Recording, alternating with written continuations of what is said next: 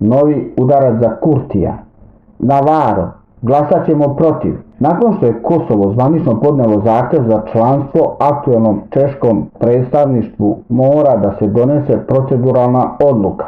Državni sekretar Španije za Europsku uniju Pascal Navarro rekao je danas pred zajedničkom komisijom za Europsku uniju u Senatu da Španija ne priznaje Kosovo i da će zbog toga glasati protiv bilo kakve proceduralne odluke i davanje statusa kandidata Kosovu, prenosi Klan Kosova. On je dalje objasnio da nakon što je Kosovo zvanično podnijelo zahtjev za članstvo aktualnom češkom predstavništvu da mora da se donese proceduralna odluka za koju on pretpostavlja da će doći na red za vrijeme švedskog predsjedavanja Savjetom Europske unije od januara 2023. godine.